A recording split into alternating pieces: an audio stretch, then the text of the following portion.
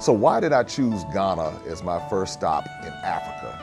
I'd heard so much about West Africa and where I should possibly go. You just suffer all day, but nobody for your pain. You don't work, working every day. You did try your best, but every result is the same. Cause your enemies really wanna put you to shame, Charlie. Fire must come from heaven and burn enemies. Cause every work hard deserves salaries. Just be hopeful and stand on your feet again. Fire must come from heaven and burn enemies. Cause every work hard deserves salaries. Just be hopeful and stand on your feet and say, I feel it, baby, yeah, yeah, yeah, yeah. Be super down for them, be super, baby, yeah, yeah, yeah, yeah. Oh, I'm in a movie, I feel it, baby, yeah, yeah, yeah, yeah. Be super down for them, be super, baby, yeah, yeah, yeah, yeah. Oh, I'm in a movie, I'd heard so much about West Africa and where I should possibly go. And one night I decided that I was going to take Google Earth and just kind of scan over West Africa and see what it looked like. And really what I was expecting was to see just a bunch of huts with a bunch of people just kind of out there, you know, half clothed. And to my surprise, when I scanned over Ghana, and in particular Accra, I looked down and I saw these modern buildings. I saw swimming pools. I saw highways, and in that instant, I knew that I had not been given the complete picture. And I decided that night that Accra, Ghana was going to be the first place that I visited when I went to Africa. The other thing that was interesting was when I scanned over on Google Earth and I looked at the slave castles. That was really profound because I could see that these slave castles actually existed. I heard about it, I saw it on TV, but when I actually laid my eyes on it, I said, wow, this is someplace I need to go first. Honestly, there were a lot of mental hurdles that I had to address when scheduling this trip. The way that I've been trained was to see Africa in a negative light. The other reality is that no one in my immediate family had ever been to Africa to my knowledge. And I'll never forget a time when there was a gentleman, he said, you owe it to yourself to go to Africa. And he made a really profound statement. He said, you have not lived as a black man in America until you have put your feet on African soil. The reality is I was afraid. The perception that I had in my mind and the mental hurdle that I had to overcome was pretty intense, but I was determined to do it because I needed to see for myself, and I understood that if I did not see for myself, I would be subject to someone else's propaganda or someone else's opinion or interpretation of Africa. And then the other reality is that Africa is not a country. Africa is a continent with more than 50 countries. And so you have the sub-Saharan countries, and then you have the Saharan countries, and then of course you have the northern African countries. So it's a really large continent. Because we think of Africa as being just lions and elephants and hippos, there's so much more to it, and that's what I needed to see. Another hurdle that I had to overcome was the fear of getting all of these shots. I was told that if I go to Africa, I'm gonna need to get like 12 shots. I only needed to get one shot to go to Ghana, and that was the yellow fever shot. One shot. Needed to get my passport, needed to get my visa. That's not as difficult as what I thought. The other step was being able to find hotels that were comparable to what I was familiar with here in the States. My tour guide informed me about the cities that we were going to go to, so I was able to find upscale hotels in all of the cities just to keep it familiar, because I didn't know. So I wasn't trying to go someplace and end up sleeping outside somewhere.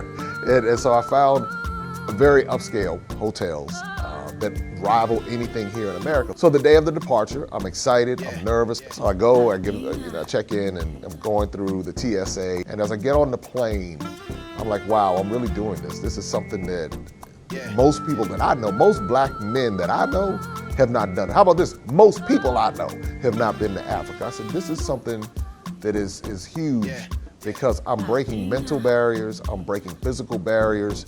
Did not know what I was going to experience, but I just had a really calm confidence. What I can tell you is that when I arrived and I could look out of the window and I could see African soil, I did feel a sense of accomplishment. In Ghana, they have their own culture, And so as their own culture and their own music, their own vibe, songs we would never even hear in the States. Again, I've been misled. We take the first day to tour. We go to see where W.E.B. Du Bois' museum and where he was buried. We were able to go to the market. And one of the most memorable moments of going to the market was when they gave me drum lessons. So I'm going through there and doing the drum lessons, but I needed to give them a drum lesson. And a drum lesson straight from the streets of DC, I needed to teach them a go-go beat. So as they were teaching me their beat, I took an attempt at teaching them some DC go-go, trying to get them in the pocket.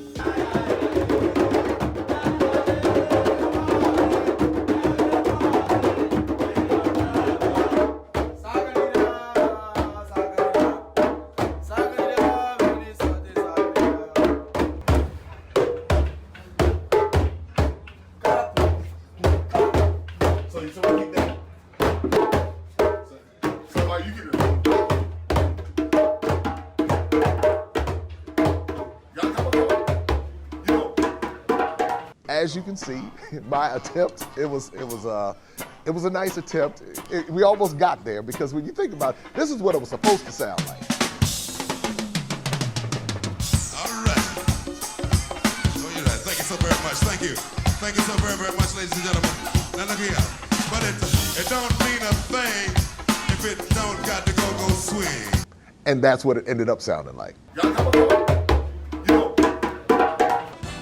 But these gifted and talented artists, when you really see them working in that environment, you see how skilled they are as far as making the drums and making the different carvings.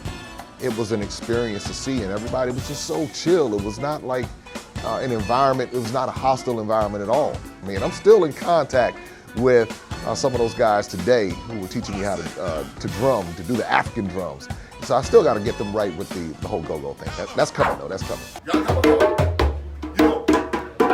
One of the next stops was Abri Gardens, and this was north of Accra. And to go and see some of the trees that you only hear about. You hear about the shea butter tree. You hear about the nutmeg tree. But to actually go and to experience this and touch the leaves and to learn the history and to see the rich resources that are present.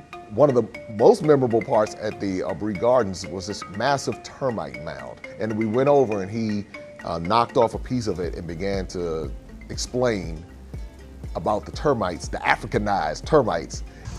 Is this an ant hill? It's termites. Termites? Yeah. That's so you gonna get them all upset. These are ants. Yeah. These are. Oh, look at that. So if you blow away there, you see they will come more. These are different than the termites in America. These African termites. I was gonna say these are African termites. I don't think the ones in America eating the star fruit. I think they get that, they eat up houses.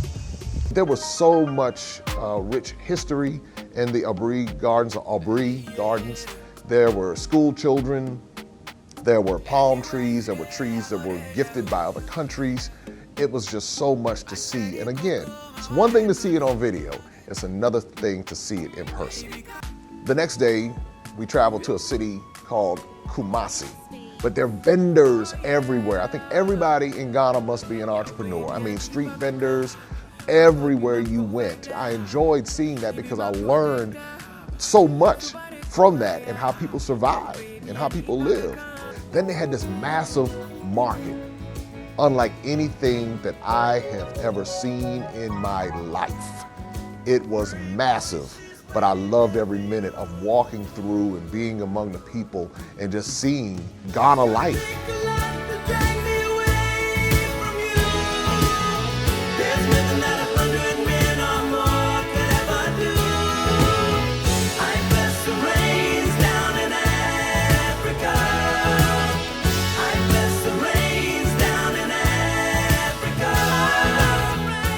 I saw a random peacock in Accra. I saw a random peacock in Kumasi.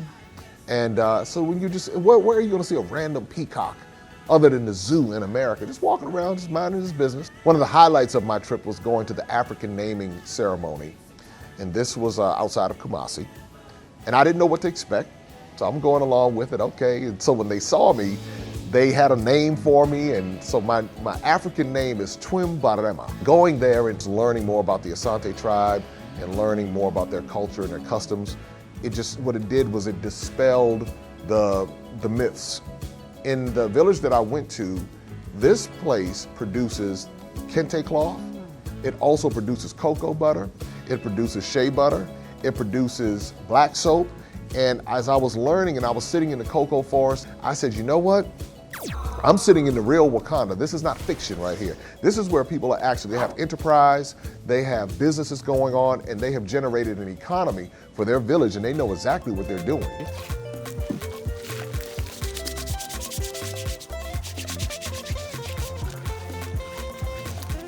This is original black soap, and we manufacture them in this village. Then later on that night, we went to the nightlife and saw people sitting outside and eating and doing just like what we do here in America. The band was outside playing, and I'm out there dancing and having a good time.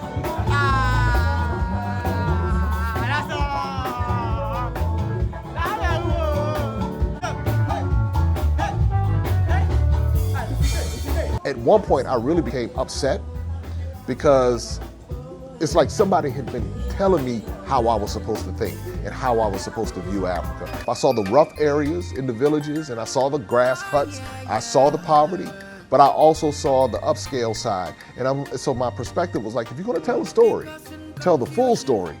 Don't tell a piece of the story. As we were leaving Kumasi, now the trip started taking a very deep perspective, because the reason why I went there was to see some of the slave history. And the first stop to really get to the slave history was a place called Slave River.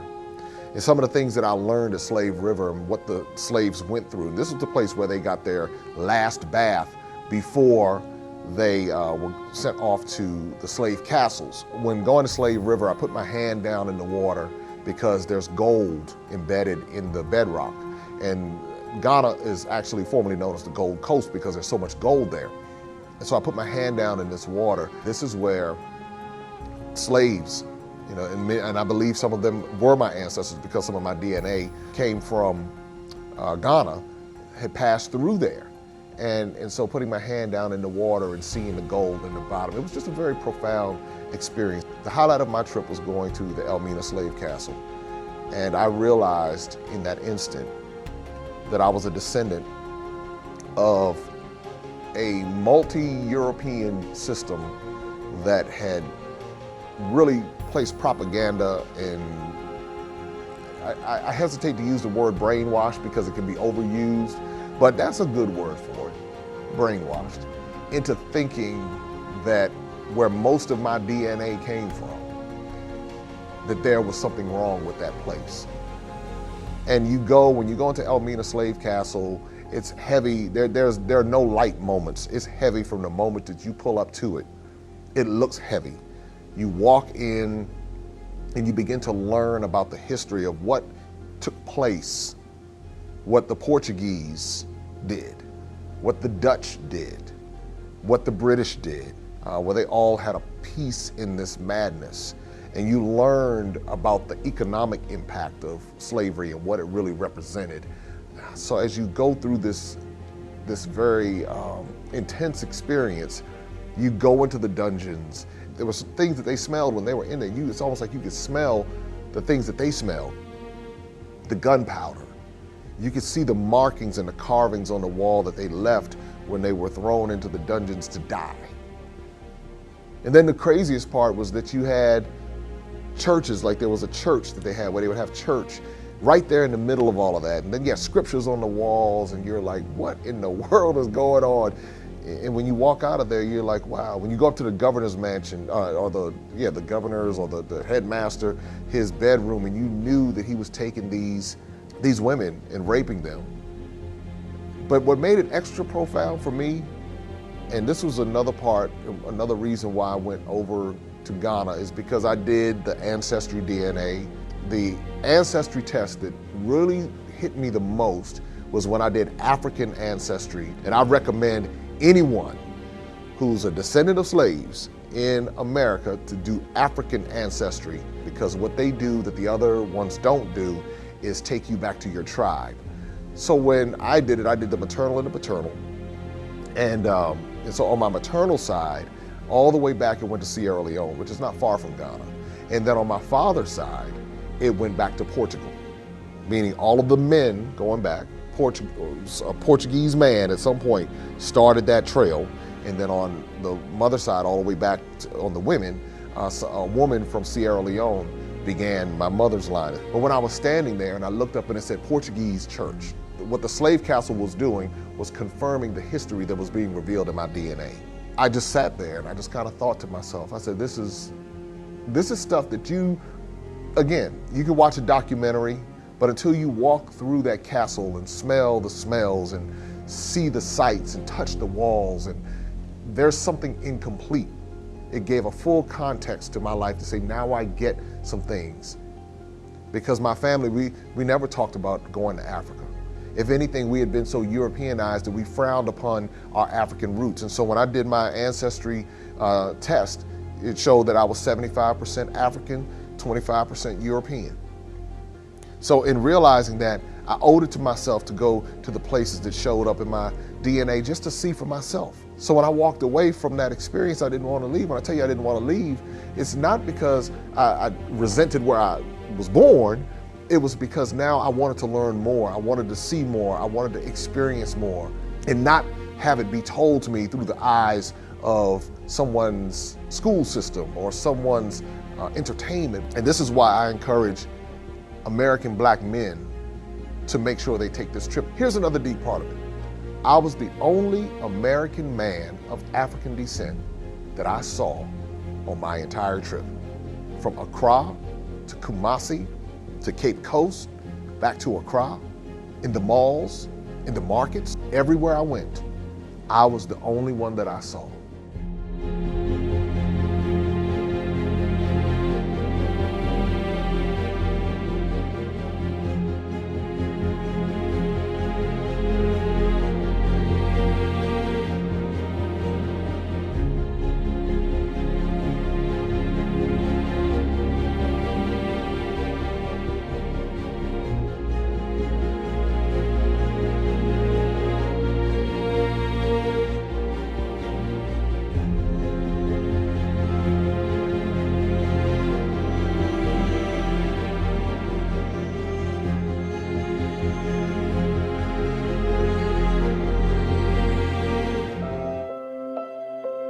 This is when my mind was blown, because when we were driving up, I saw these beaches. And when I saw the beaches, I was like, wait a minute, I'm still in Africa. And then we pull into the resort. I'm seeing these palm trees and these coconut trees. And I get there and I said, wow, who would have thought that this existed in Africa? Now, people who know it's there. But where I come from, we don't think about Africa being a vacation destination. We don't think about Africa being someplace that you would go and relax and want to stay. And I will tell you, it was so peaceful. And I stayed out on the beach until about 12:30 in the morning. And I just sat there and I said, I don't want to leave. I said, this is something that I'm glad that I've seen. Here's what I recommend, that everyone owes it to themselves to at least step foot on African soil once in their lives. I saw everyone there. I saw Caucasian families there with their children.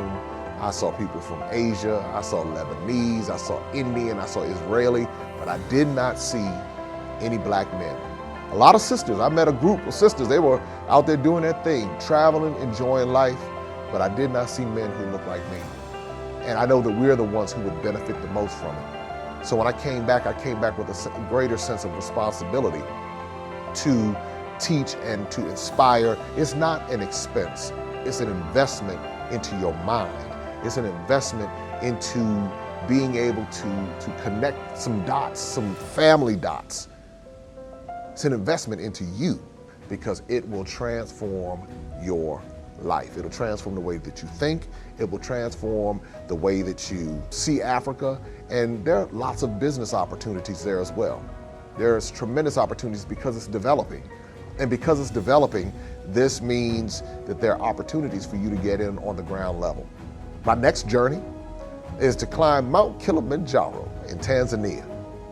But I want to go see that side of Africa too, because in that side of Africa, that's where you see the giraffes and the elephants and the lions, and I plan on going on a safari, because some of my DNA comes from that side of Africa as well.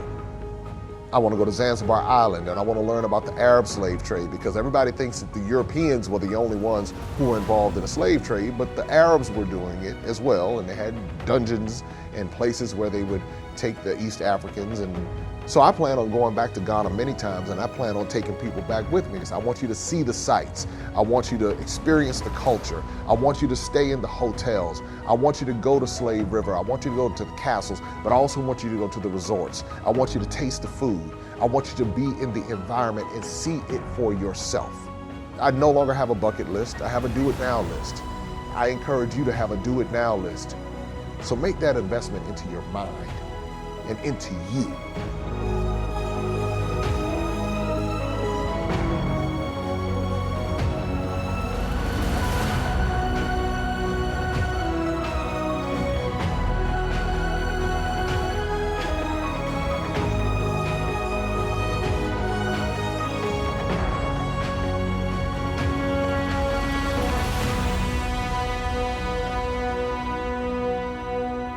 See, there's this thing, my hands have this special touch to it, and when I touch plants, they contract. And I want to show you how effectively I do this. Watch this right here.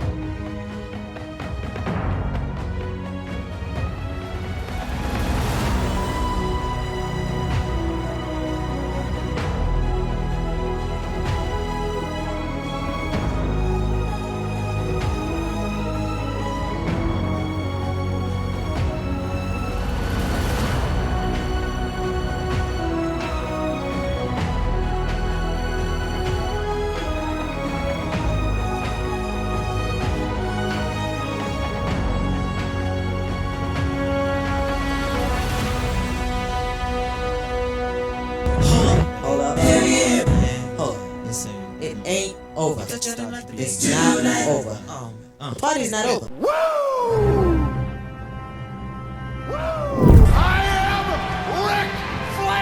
Jay, there's a saying in life, there ain't no mountain high enough.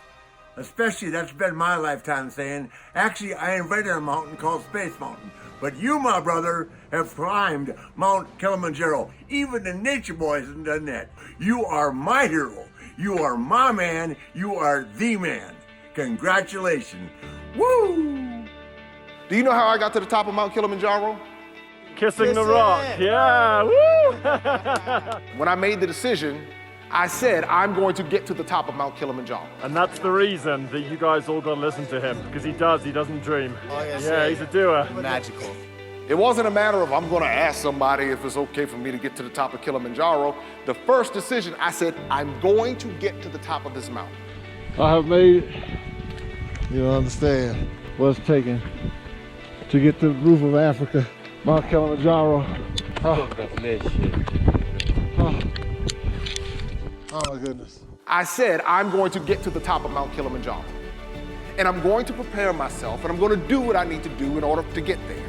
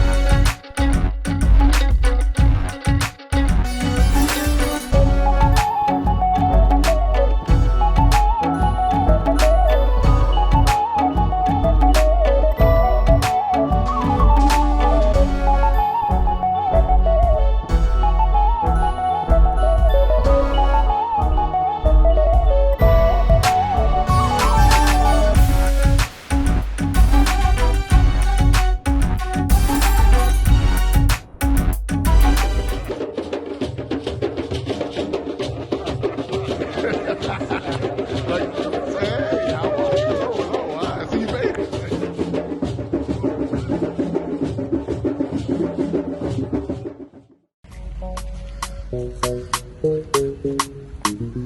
sync.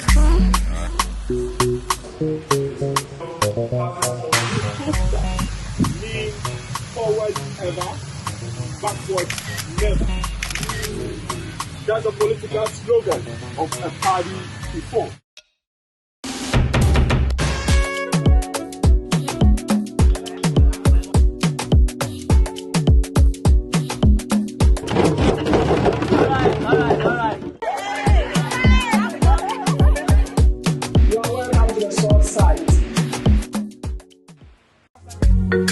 Kente is a hand-woven fabric. Kente is a visual representation of history. They are the powerful cultural symbols and a source of pride, both for Ghanaians and the African diaspora.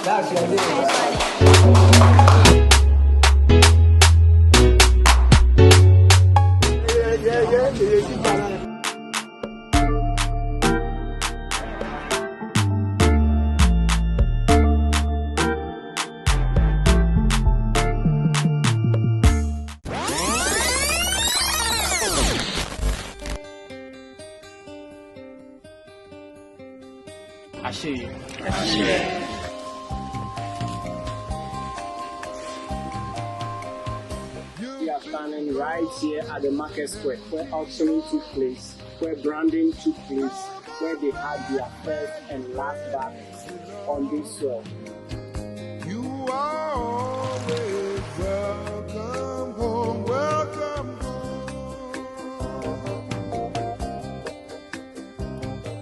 Some of this that British went to build a church. They said they were Christians. Portuguese occupied these slave dungeons. 110 years was used for slave trade. Those who tried to escape, or those fighting for their freedom. Today, we will call them freedom fighters. on this happy trip back to the promised land. Feel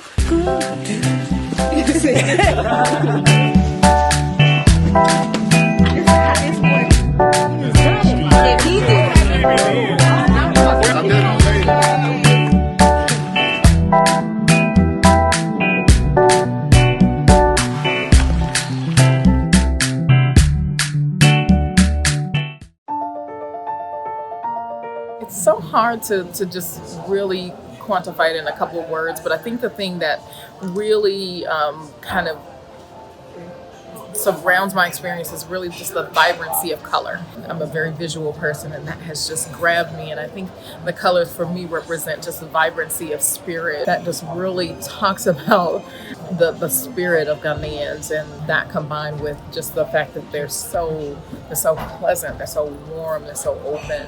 I learned a lot. I experienced a lot that I had read about in history, you know, as far as the slave trade and what have you. But to actually be able to set foot where our ancestors actually walked was an emotional journey, high and low. This was a wonderful experience. I'm glad I did it, because I said to myself when I heard about this tour, I said it's either going to be now or never. Well, it was a great experience here, just to see another part of the diaspora that we read about. We've seen videos, but to be here in person to experience the rich culture, to see the pride of the natives here in Ghana, was just something to behold. I'm taking away from this a new way of looking at the hustle. These people hustle out here. Yeah. I would say I share the same sentiments. It's been an experience of a lifetime being able to come home And this being the year of return, 400 years after the first recorded forced arrival of Africans. And it's very significant. And to be here and to experience our family, our native family, I should say, and the culture, to walk on this soil has just been really profound. In addition to being here with new family that we've traveled with, just the entire experience definitely is one to remember. So I just feel grateful. It's been very enjoyable. I got a chance to enjoy the country. People are wonderful. I saw a lot of folks that look like they're members of my family, and that's serious. I sent a picture with me and the chief that I was standing next to at the naming ceremony, and my cousin responded back that it looks like Timothy, who's another cousin of ours. It was very enjoyable and very enlightening, and I look forward to coming back. I will be back in a few years. I plan to actually bring my family back because I'm the messenger right now. So out of my generation, I'm the only one out of my family that has been to Africa. So I have to be the messenger for them to let them know that it's safe and that you're gonna be okay.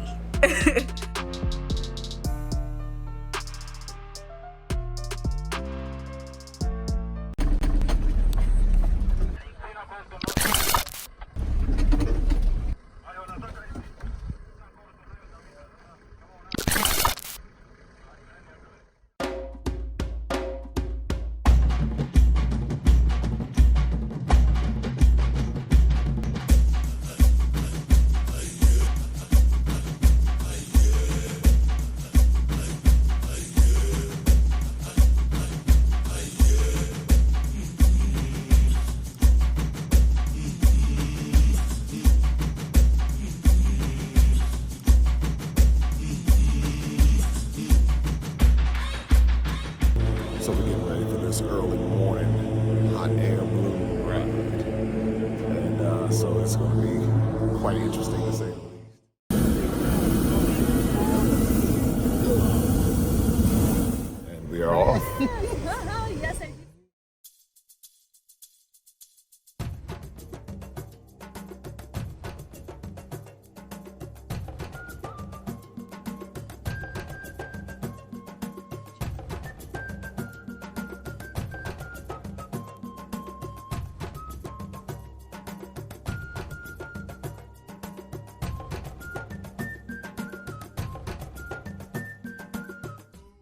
Getting ready to land, getting ready to land. All right, are we ready? Yeah. Okay.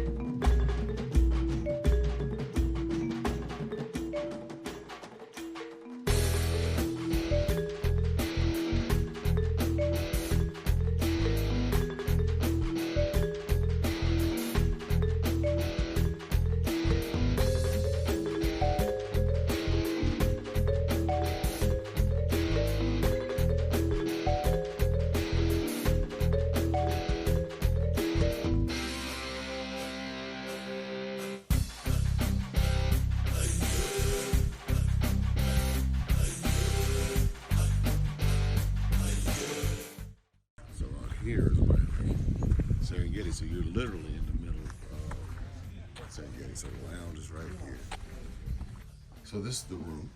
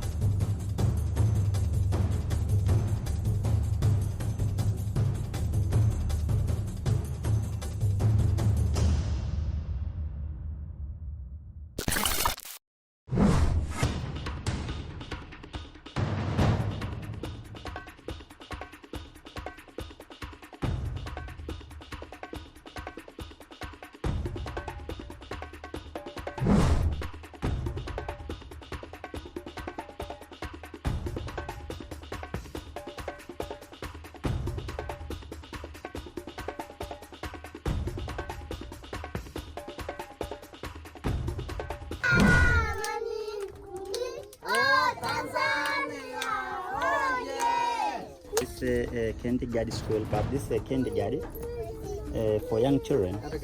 But children we start here. We start from 3 years up to 7. So you see, it's different years. So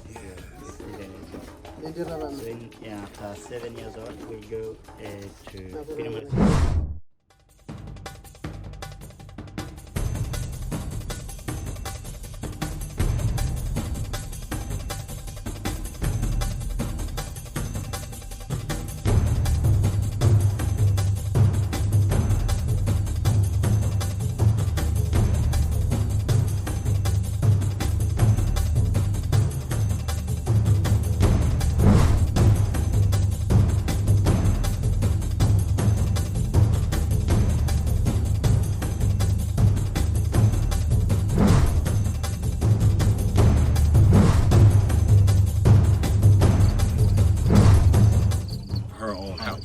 Understood. And her children. Yes. Our house is for people only. Okay. Yes, but my side you like a big family, but big family not enough for us inside. You need a bigger house. Yes. So when it rains, you just close that little latch. You have a skin from the car. We put that off. Oh.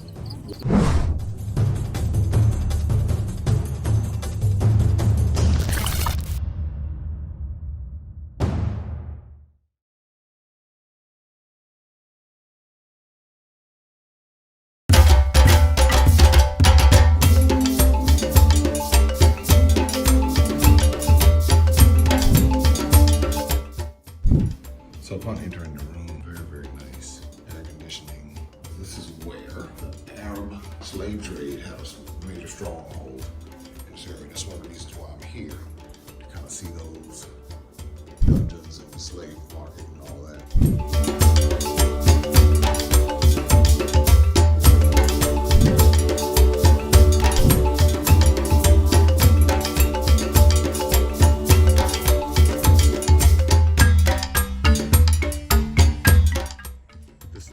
Tree with the thorns.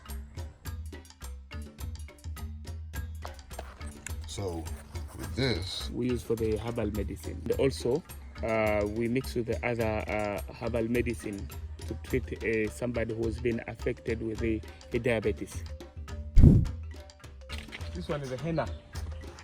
Oh, this is the henna. Henna, yeah. We took the leaves, we dried all the sun. After that, we make powder.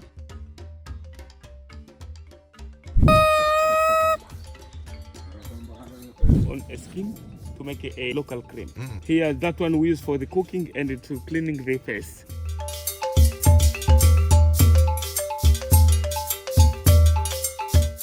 Lemon tree.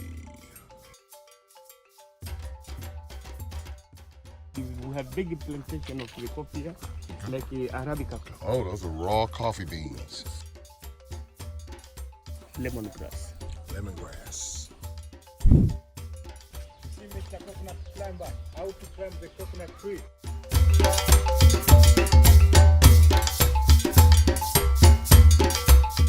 Had an amazing lunch, an authentic African lunch here at one of the local.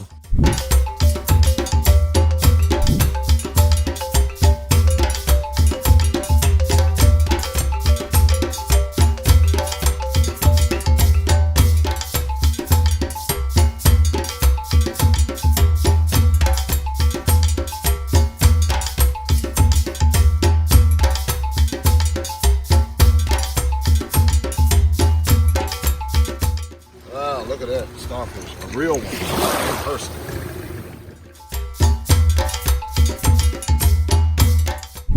So we're on our way to Prison Island to see a little bit more of the history here in Zanzibar, East Africa. So there are tortoises, giant tortoises all around.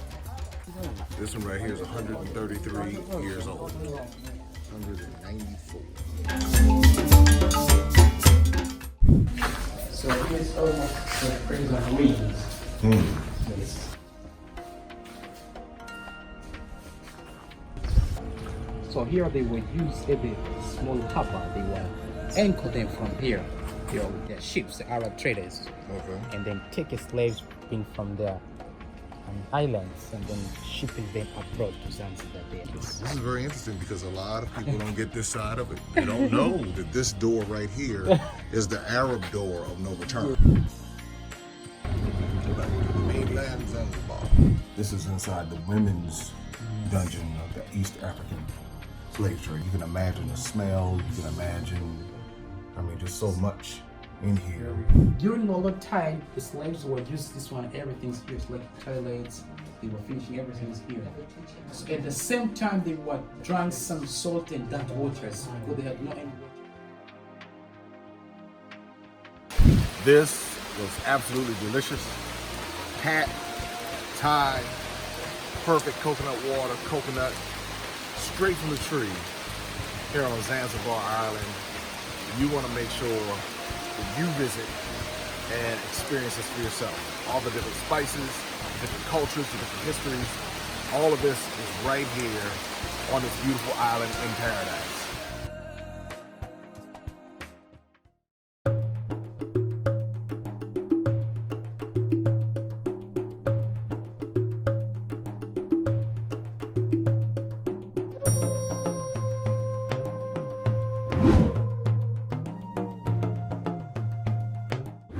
Language called Geese. Geese means first. And this is the only language in Africa except Copts. This is the only language in Africa written, documented. We call it Geese. We do believe it's the first language. So, this is our number and calendar.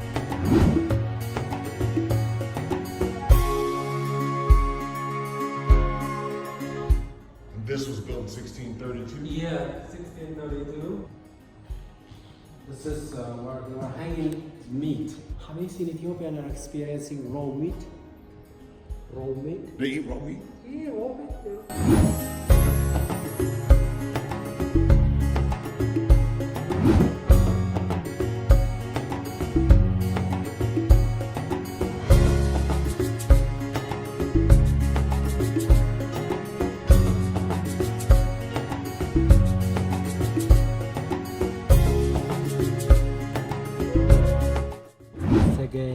Sadiku. This man was called Johannes Sadiku because he freed the people from taxation.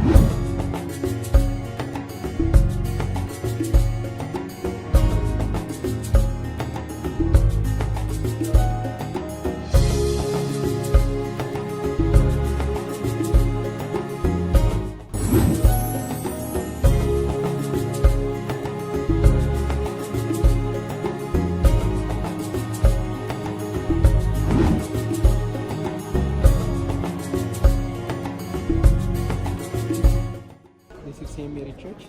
The first rows of the window, 1, 2, 3, was the symbolic of the three Trinity, and then the other one is that from top to bottom, the upper one is that the symbolic of Jesus.